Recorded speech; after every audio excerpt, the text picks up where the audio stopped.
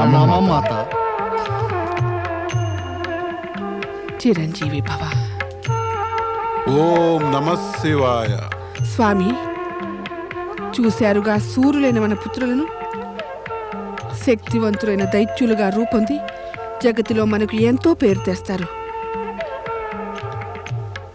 ప్రణామం పితృదేవా. ఆయుష్మాన్ భవ. శుభమస్తు. స్వామి, శీఘ్రమే వీరికి నామకరణం చేయండి.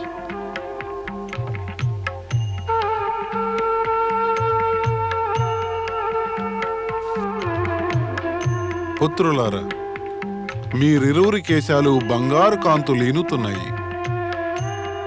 మీ ఈ పేర్లతో బంగారం అంటే హిరణ్యంతో ఆజన్మ సంబంధం ఉంది. అందుచేత మీ ఇరువురి పేర్లు హిరణ్యంతోనే ఆరంభం కావాలి. నీ పేరు హిరణ్యాక్షుడు. మరి నీ పేరు హిరణ్యకశిపుడంటే బాగుంటుంది. బాగుంది, ఎంతో బాగుంది. రూపానికి తగినట్టుగానే నామకరణం చేశారు స్వామి. దితిపుత్రులకు ఈ పేర్లే శోభస్కరం. పుత్రులారా, దితిపుత్రులైనందువల్ల మీరు దైత్యులయ్యారు. కానీ ఒక మాట మరిచిపోకండి సుమా, మీరు ఋషివర్యుని సంతానమే. అందువల్లనే జీవితంలో ధర్మానికి విరుద్ధంగా ప్రవర్తించే తప్పు ఎన్నడూ చేయకండి. తండ్రి గారి ఆదేశం మేమెన్నడూ మరిచిపోము. తండ్రి కోరికను ఆదేశాన్ని ఎదిరించి ప్రవర్తించే ఆలోచన మాకు ఎన్నడూ కలగబోదు పితృదేవా. శుభమస్తు. నాయన్లారా,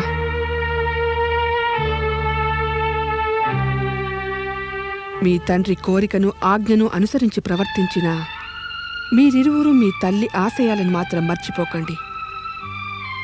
నేను మీ ఇరువురి నుంచి ఆశించేది మీరు ముల్లోకాలపైన విజయం సాధించి స్వర్గానికి అధిపతులు సామ్రాట్టులు కావాలి. అంటే ముల్లోకాలపైన మీరే రాజ్యం చేయాలి. అలాగే మాత, తప్పక చేస్తాం. మేం ముల్లోకాలపైన విజయం సాధిస్తాం. అవునమ్మా, మేము మీ కోరికను ఇచ్చను తప్పకుండా నెరవేరుస్తాం. మేం జగతిలోని అందరి దైత్యులను ఏకం కావించి ఒక విజయసేన నిర్మిస్తాం. మొట్టమొదటగా మేము స్వర్గంపై ఆధిపత్యం పొందుతాం. మీరు కోరినదల్లా మేం చేసేస్తాం మాత. ఇక మాకు విశ్వ విజయానికై బయలుదేరడానికి అనుమతి ఇవ్వండి మాత. నేను ఆశీర్వదిస్తున్నాను. ఇద్దరు విజయులేరండి. నారాయణ నారాయణ శ్రీమన్నారాయణ నారాయణ నారాయణ. దైత్యలోకపు శూర వీర సైనికులారా, ఒక సత్యాన్ని తెలుసుకోండి. ఈ లోకంలో శ్రేష్టమై శక్తివంతమైనది మన జాతియే. అందువల్లనే ఈ లోకంపై రాజ్యమేలడానికి మనకే, కేవలం మనకే అధికారం ఉంది. నారాయణ నారాయణ. మనం ముల్లోకాలపైన ఆధిపత్యం సంపాదించాలి. అది సంపాదించి తీరుతాం. మన ఈ విజయ యాత్రను ఏ దేవతలో మనుష్యులో గనక ఆటంకపరిస్తే వారిని కాలరాచి మనం ముందుకు సాగాలి. ప్రపంచాన్ని నాశనం చేయటానికి ఒకే ఒక రాక్షసుడు చాలునే. ఇక్కడేమో ఇద్దరు రాక్షసరాజులు ముల్లోకాలపై ఆధిపత్యం పొంది వినాశనానికి పూనుకుంటున్నారు. నారాయణ నారాయణ. ఎదురొచ్చిన ప్రతి శత్రువును మట్టు పెడితేనే మనం మన లక్ష్యాన్ని సాధించగలుగుతాం. ఇంకా మన లక్ష్యమేమంటే ముల్లోకాలలోనూ దైత్య పాలన యొక్క విజయధ్వజం ఎగరవేయడమే. దైత్యరాజు హిరణ్యాక్షునికి మహాబలి హిరణ్యకశిపునికి దైత్యరాజు హిరణ్యాక్షునికి. ఈ వినాశలీల యొక్క తాండవం ప్రారంభం కాకముందే ఈ విషాద సమాచారాన్ని నేను ఆ పరమేశ్వరునికి అందించవలసిందే. నారాయణ నారాయణ. దైత్యరాజు హిరణ్యాక్షునికి మహాబలి హిరణ్యకశిపునికి. దేవేంద్ర, ఏమైంది వరుణదేవా? దేవేంద్ర, దైత్యరాజు హిరణ్యాక్షుడు ఆ హిరణ్యకశిపుడు తమ సేనలతో పాటు ఆకాశ మార్గాన్న స్వర్గంపై ఆక్రమణ చేయడానికి వస్తున్నారు. చింతించకండి వరుణదేవా, ఇంకా చింతించవలసిన అవసరం కూడా లేదు. ఎందుకంటే మనం వారందరినీ పరాక్రమంతో ఎంతో బలంతో ఎదుర్కోగలం. వెళ్ళండి, ఇక సేనను సిద్ధం చేయించండి. దైత్యరాజు హిరణ్యాక్షునికి జై! మహాబలి హిరణ్యకశిపునికి జై!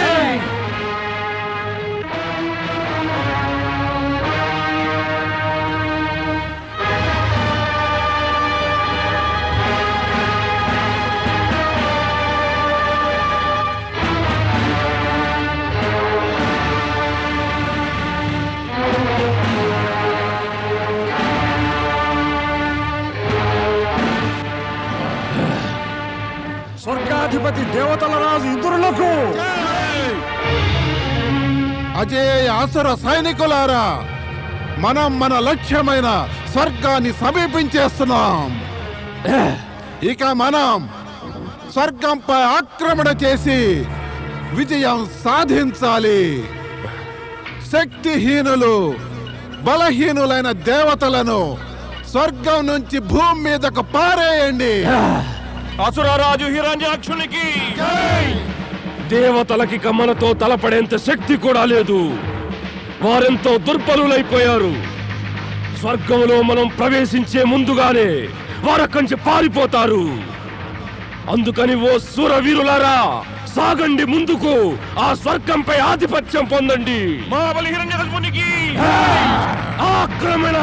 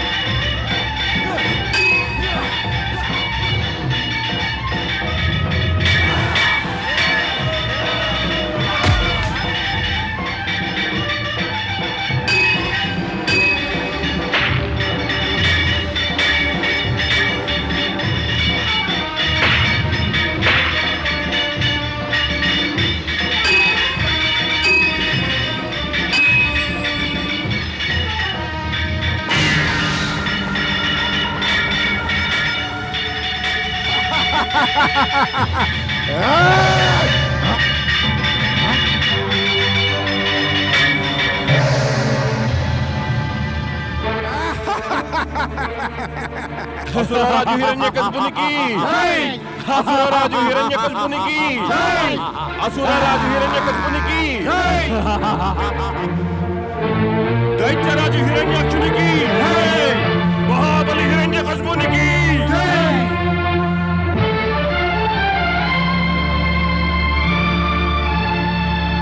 అసురరాజు హిరణ్యకశిపునికి మహాబలి హిరణ్యాక్షునికి అసురరాజు హిరణ్యకశిపునికి మహాబలి హిరణ్యాక్షునికి అసురరాజు హిరణ్యకశిపునికి. రా హిరణ్యకశిప, ఈ సింహాసనంపై కూర్చో. ముల్లోకాల్లో సర్వశ్రేష్టమైన ఈ స్వర్గాసనంపై కూర్చుని స్వర్గ సుఖాలన్నీ అనుభవించు. పెద్దవాడవు నీవుండగా చిన్నవాణ్ణి నేను సింహాసనంపై కూర్చోవడం ఉచితమేనా? మనం ఉచితానుచిత పరిమితులను దాటేశాం హిరణ్యకశిప. నీవు మర్చిపోరాదు సుమా, మనం ఇంకా భూమిని పాతాళాన్ని కూడా జయించాల్సి ఉంది. మనమిద్దరము ఆ పనికై బయలుదేరామంటే ఆ దేవతలు మళ్ళీ వచ్చి ఈ సింహాసనాన్ని ఆక్రమించుకుంటారు. అందుచేత నీవీ సింహాసనంపై కూర్చోవటం అవసరమే. ఇక నేను ముల్లోకాల్లోనూ దైత్య సామ్రాజ్య ధ్వజం ఎగరేయాలన్న నా మాట నెగ్గించుకుంటాను.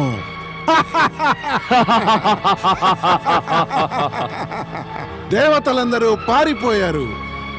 హిరణ్యకశిప, ఇక నీవు స్వర్గాన్ని పాలిస్తూ ఉండు. తమ ఆజ్ఞ అన్నగారు. మహాబలి హిరణ్యాక్షునికి మహాబలి హిరణ్యాక్షునికి మహాబలి హిరణ్యాక్షునికి మహాబలి హిరణ్యాక్షునికి మహాబలి హిరణ్యాక్షునికి. ఓం భూర్భువః స్సువః తత్సవితుర్వరేణ్యం భర్గో దేవస్య ధీమహి ధియో యో నః ప్రచోదయాత్. మాతకు జయము. మాత, సోదరులిద్దరూ స్వర్గంపై ఆధిపత్యం సాధించారు. నాకు తెలుసు నా పుత్రుల మనోవాంఛను తప్పక తీరుస్తారని. వారి శౌర్యాన్ని ఎదిరించి నిలవలేకపోయారు దేవతలు, పారిపోయారు స్వర్గం నుంచి. వీరులైన నా పుత్రుల ఎదుట ఎవరైనా నిలవగలరా? నేడు మహాబలి హిరణ్యకశిపుడు స్వర్గపు రాజసింహాసనాన్ని శోభతో అలంకరించారు. మరి హిరణ్యాక్షుడు? భూమిని పాతాళాన్ని జయించడానికై ఆయన స్వర్గం నుంచి బయలుదేరారు. నా పుత్రుల పరాక్రమం గురించి, వారి విజయాలను గురించి విని నా మనసు ఎంతో పులకించింది. ఓం నమః శివాయ, ఓం నమః శివాయ. వింటున్నారు కదా ఋషివర్య, మన పుత్రుల శౌర్య పరాక్రమాల గురించి.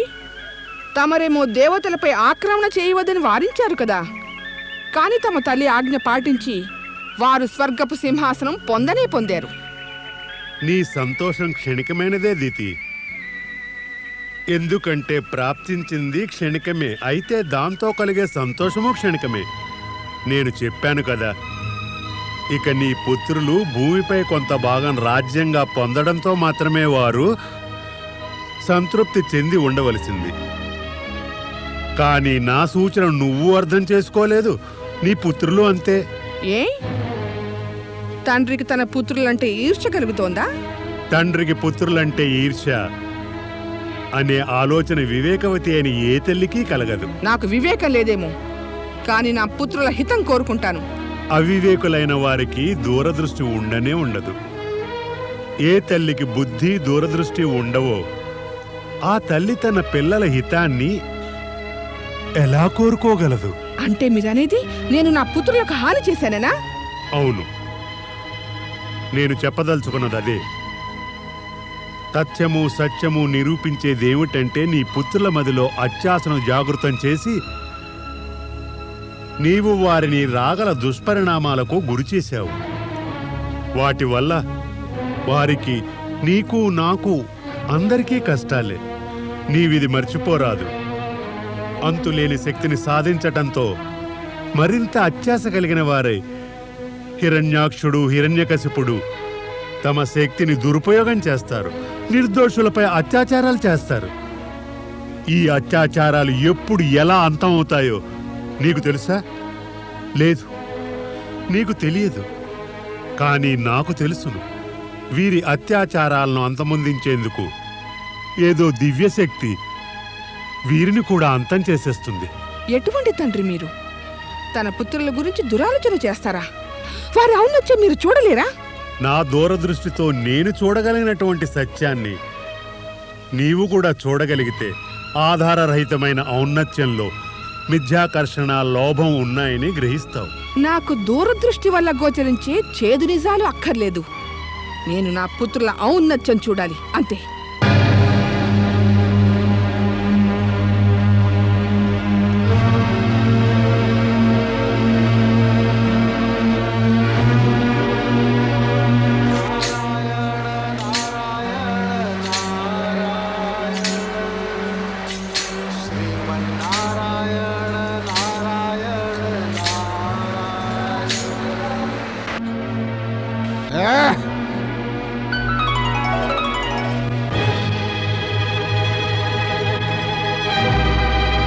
అదృశ్యులైపోయారు.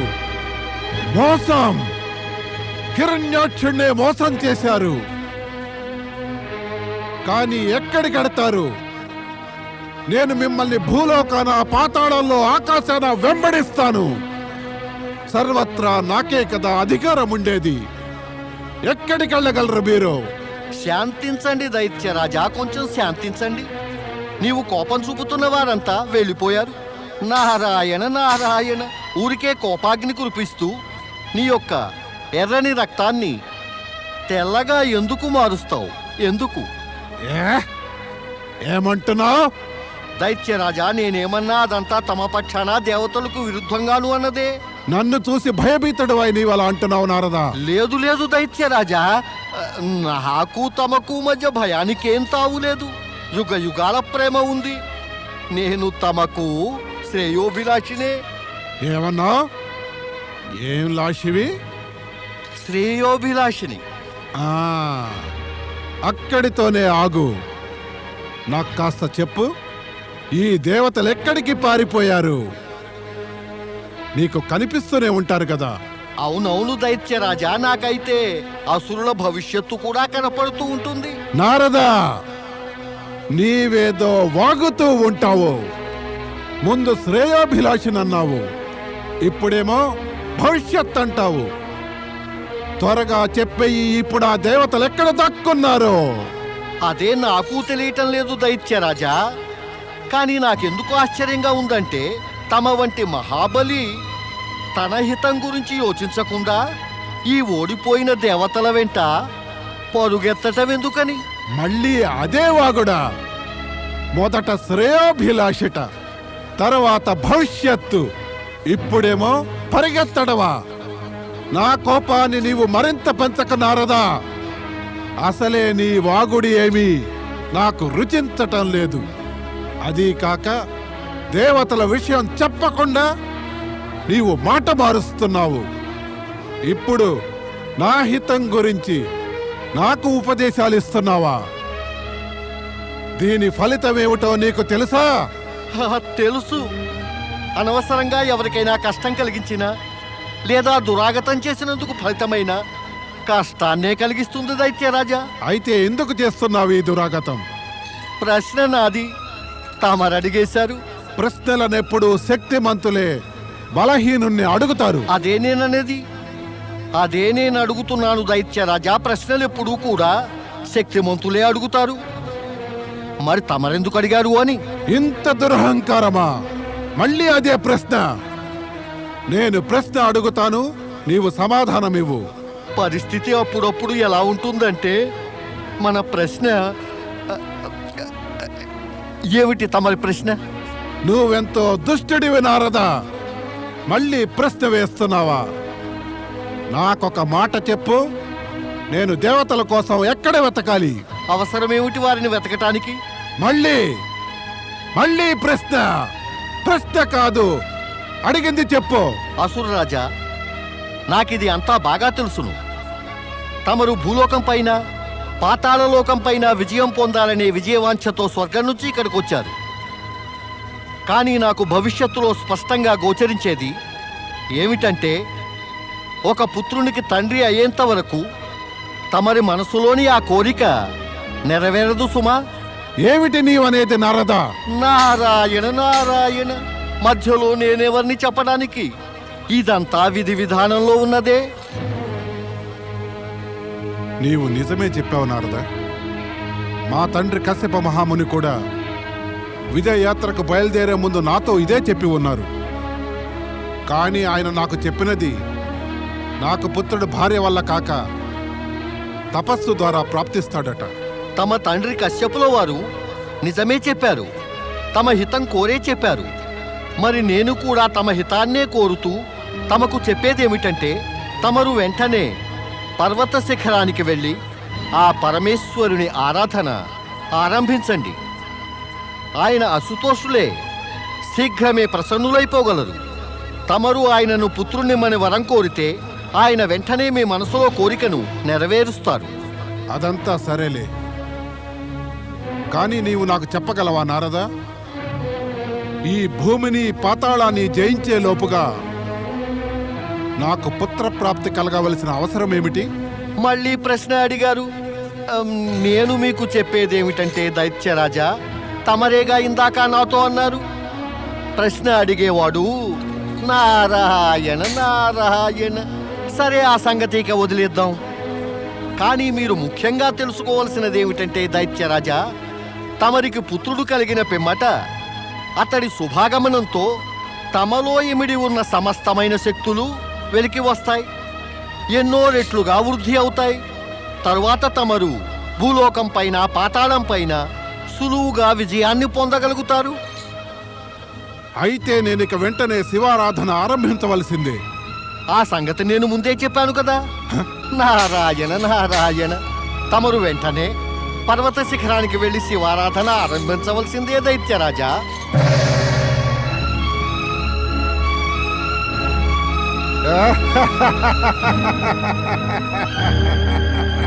స్వర్గ విజేత మహారాజు హిరణ్యాక్షుడికి స్వర్గ విజేత మహారాజు హిరణ్యాక్షుడికి స్వర్గ విజేత మహారాజు హిరణ్యాక్షుడికి. హిరణ్యాక్షుడు తన ప్రియమైన తల్లికి, పూజ్యులైన తండ్రికి సాదరంగా నమస్కరిస్తున్నాడు. యుగ యుగాలు ముల్లోకాలను పాలించు నాయనా. కాని హిరణ్యాక్ష, నేను విన్నది భూమిని పాతాళాన్ని జయించటానికి వెళ్ళావటగా? అవును మాత, ఆ నిశ్చయంతోనే స్వర్గం నుంచి బయలుదేరాను.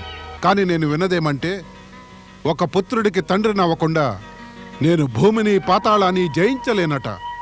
అందుచేత పరాక్రముడైన పుత్రుని పొందటానికి నేను శివుణ్ణి ఆరాధించవలసిందే. శివారాధన చేయదలిచావా? చాలా మంచి ఆలోచన. ఆరాధన చేయవలసిన అవసరం ఏమొచ్చింది నాయనా? మీ ఇరువురి సోదరుల వివాహము అందమైన దైత్య కన్నెలతో జరిపిస్తాను. ఆ పిమ్మట నీకు పరాక్రములైన పుత్రులు జన్మిస్తారు. మన దైత్య వంశపు కీర్తి ఇనుమడిస్తుంది. అనవసరంగా పుత్రుల మనసుల్లో రేగే అత్యాశను నీవు పెంచబోకు దితి. దీని ఫలితం శుభం చేకూర్చదు. నేను మొదట్లోనే చెప్పాను, హిరణ్యాక్షుడి జాతకంలో సంతాన యోగం లేదు. పరమేశ్వరుణ్ణి ఆరాధిస్తే అతడికి పుత్రప్రాప్తి అవుతుంది, భార్య వల్ల కాదు. దేవర్షి నారదుడు నాకు ఇదే చెప్పాడు. పుత్రుణ్ణి పొందటానికి నేను తపస్సు చేయవలసిందేనట. నీకు ఏమైంది నాయనా? ఏదో భ్రమలో పడ్డట్టున్నావే. నీవు నా పుత్రుడు సుమా. ఈ దేవర్షి నారదుడు, ఆరాధన, శివుడు ఇవన్నీ మన మధ్య ఎలా ప్రవేశించాయి? పుత్రులకు తమ తల్లియే సర్వస్వము కదా. అందుచేత తక్కిన ఆలోచనలు కట్టిపెట్టి నీ తల్లి ఆజ్ఞను పాటించడమే ఇక నీ కర్తవ్యం. వెళ్ళి హిరణ్యకశిపుడికి కూడా చెప్పు, మీ తల్లి దితి వివాహం చేసుకోమన్నదని. నేను మీ ఇరువురి కోసం దైత్య కళలను చూశాను. వెళ్ళి నా ఆజ్ఞను పాటించు.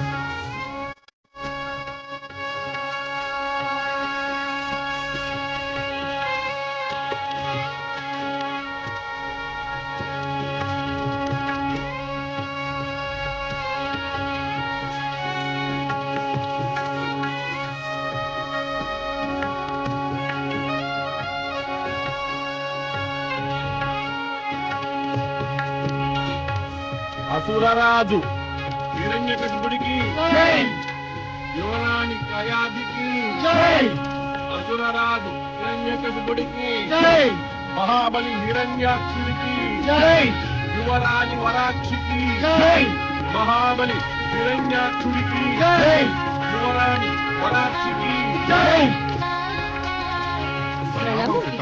ఆయుష్మాన్ భవ. ప్రణామం మాతా. సదా సుఖాలు అనుభవించి వీరపుత్రులకు మాతవు కావాలి. కళ్యాణమస్తు.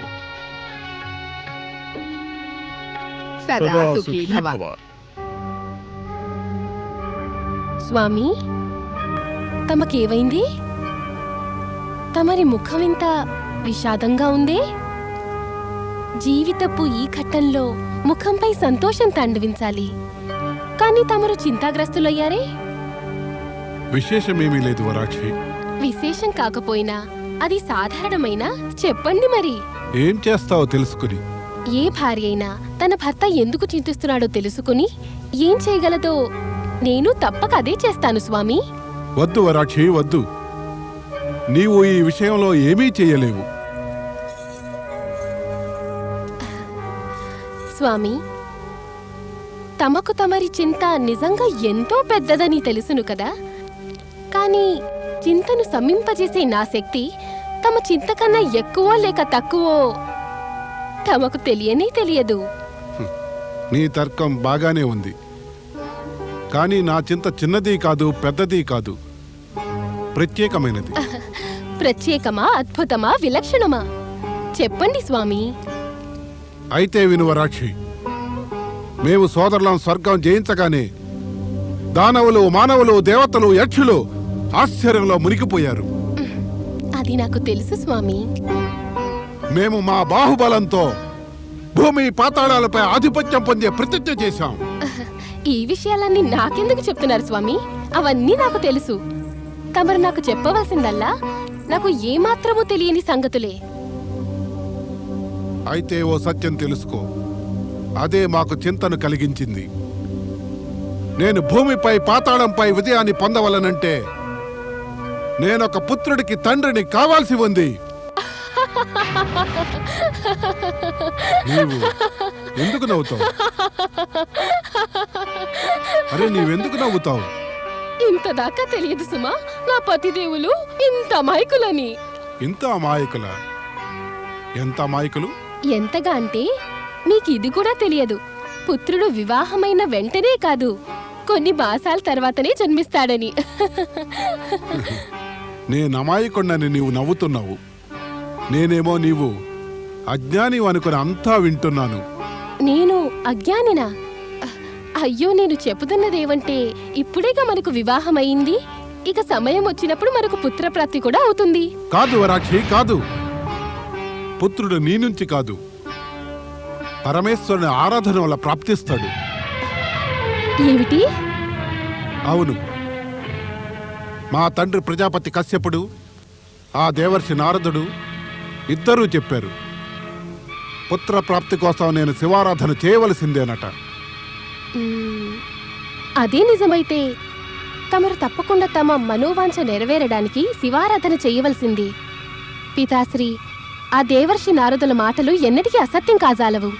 కాని వరాక్షి, ఒక విచారం ప్రశ్నార్థకమైన ఆ ఎదుట నిలిచింది. నిన్ను వదలి శివారాధనకు వెడితే నీకెలా ఉంటుంది?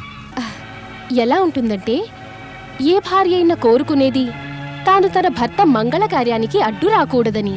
మరి నేను కూడా మీకు అడ్డు తగిలి తమ శివారాధనలో జోక్యం చేసుకోను. నాకు విచారం ఎందుకు అంటే, మన వివాహం జరగ్గానే నిన్ను వదిలి ఆరాధనకని వెళ్ళిపోవటం అనేది ఉచితమేనా అని. శివుని సన్నిధికి వెళ్లడంలో అనుచితమే ఉంది? ఆయన సర్వోన్నతుడే. ఆయన ఎదుట నా వంటి బంధువులంతా అల్పులే కదా. సంతోషంగా వెళ్ళండి స్వామి. ఇంత పెద్ద నిర్ణయం చేసే ముందు మా తల్లిదండ్రులను సంప్రదించాల్సి ఉంటుంది. నేననుకోవడం వారు కూడా మీకు హితాన్ని బోధిస్తారు. ఎందుకంటే మీరు ప్రభు భక్తితో ఆశీర్వాదం కోసం వారి శరణుకై పెడుతున్నారు. వీలేదు, ఇందుకు నేను ఒప్పుకోను.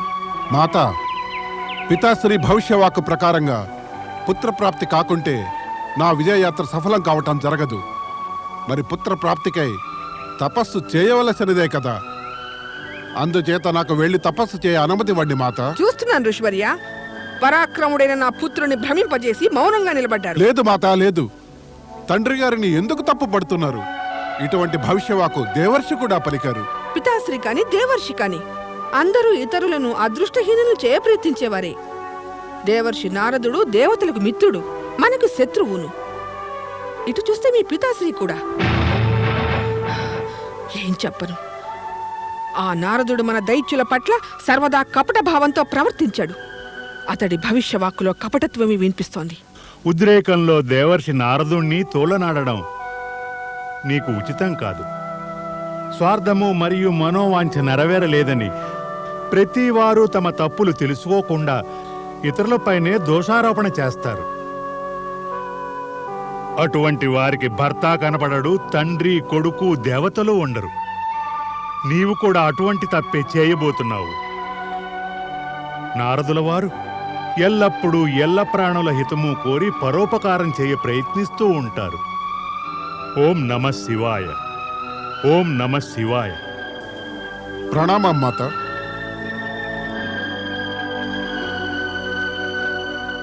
ప్రణామం మాత. ఆయుష్మాన్ భవ. మాత, నేను భూలోకవాసులందరినీ కూడా నాకు దాసులుగా చేసేశాను. నాకు దాసులుగా ఉండబోమని అన్నవారిని అందరినీ యమలోకానికి పంపించేశాను.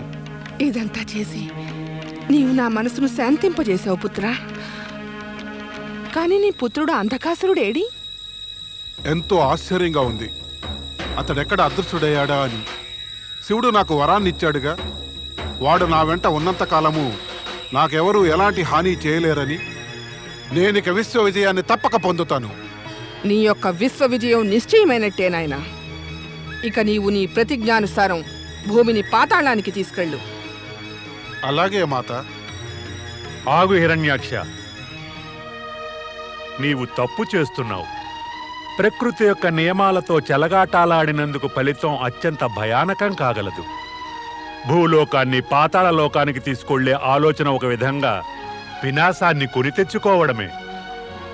ఆ బ్రహ్మదేవుడు సృష్టి రచనని ఎంతో అమరికగా చేశాడు. అందులో ఏమాత్రం తేడా వచ్చినా వినాశం కలుగుతుంది. అందువల్ల భూలోకాన్ని పాతాళానికి తీసుకువెళ్లే ఆలోచన కట్టిపెట్టు. దైత్యులు ఏ ప్రతిజ్ఞ చేసినా దాన్ని నిలబెట్టుకుంటారు ఋషివర్య. అందుచేత ఈ విషయంలో మీరేం చెప్పినా వ్యర్థమే అవుతుంది. పితాశ్రీ, మాత నిజమే చెప్పింది. ఇక నేను నా నిర్ణయాన్ని, ప్రతిజ్ఞను మార్చుకోను. ఫలితం ఎటువంటిదైనా సరే. ఆలస్యం చేయొద్దు నాయనా. నీ అద్భుతమైన గద యొక్క బలంతో భూమిని సముద్రంలో ముంచివేసి పాతాళానికి పంపేయి. తమ ఆజ్ఞ శిరోధార్యం.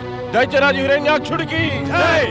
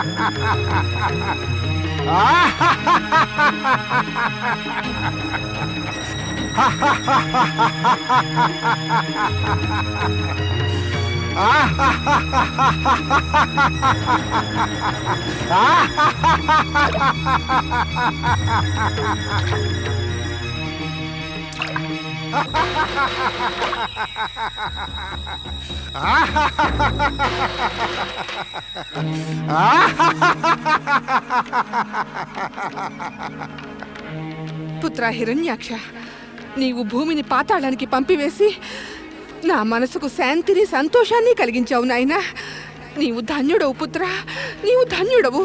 పృథ్వీ విజేత హిరణ్యాక్షుడికి జై! పృథ్వీ విజేత హిరణ్యాక్షుడికి జై!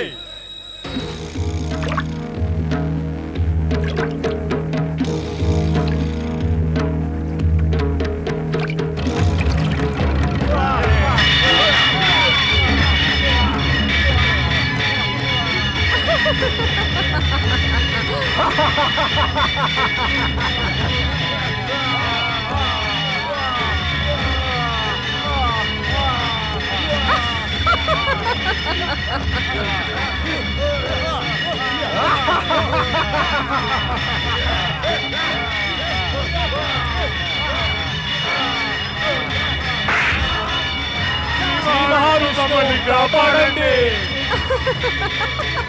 మమ్మల్ని రక్షించండి. శ్రీ మహావిష్ణువు కాపాడండి.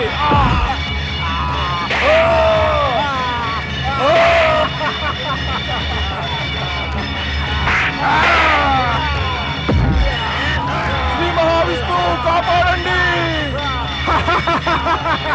కాపాడండి, మమ్మల్ని కాపాడండి.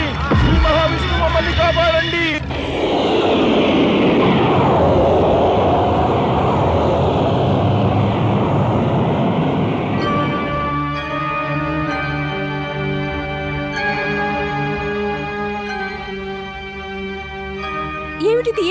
స్వామి?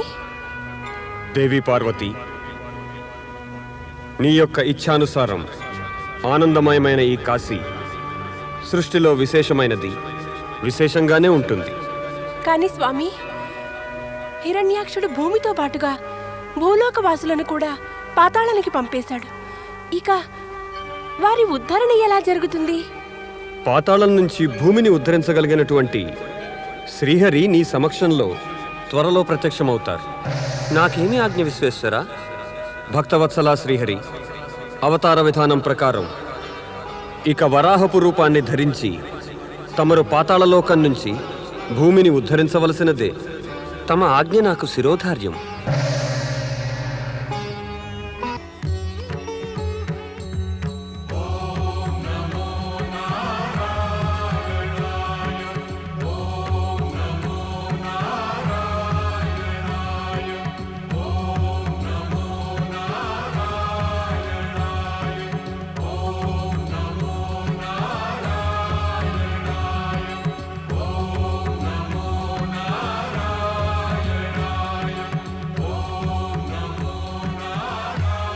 ఎవడెవరా నీవు? వరాహమా? ఇక్కడ ఏమి వెతుకుతున్నావు? నీ మృత్యువుని. నా మృత్యువునా?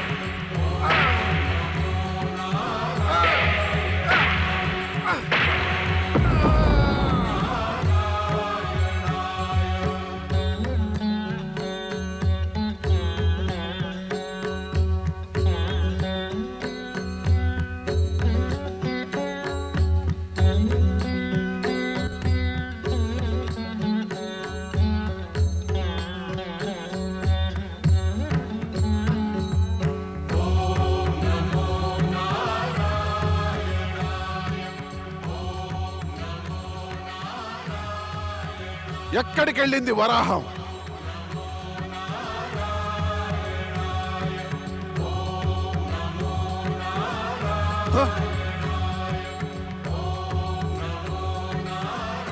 వరాహమా?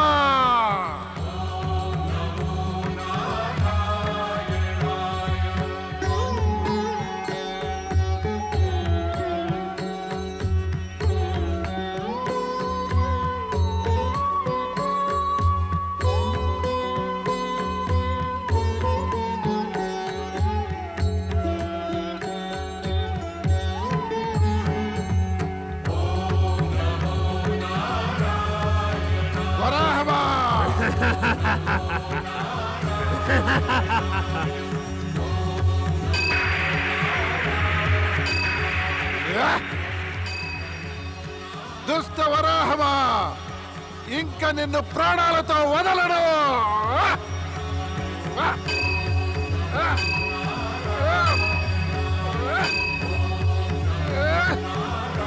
స్వర్గ విజేత మహాబలి దైత్యరాజు హిరణ్యకశిపుడికి జై. మహాబలి దైత్యరాజు హిరణ్యకశిపుడికి జై. మాతా, ఈ జయ జయ ధ్వానాలు తమ ఆశీర్వాదాల ఫలమే. నీ శౌర్యము పరాక్రమము సఫలీకృతమయ్యాయి. నేను ఆ రోజు కోసం ఎదురుచూస్తున్నాను. నీవు ముల్లోకాలపై విజయం సాధించే రోజు.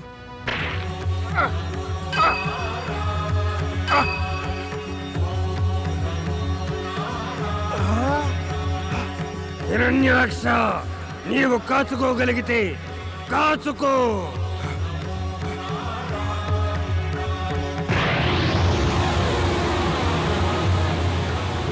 సోదరా హిరణ్యకశిప, సోదరా హిరణ్యకశిప. హిరణ్యాక్షుడు పిలుపా?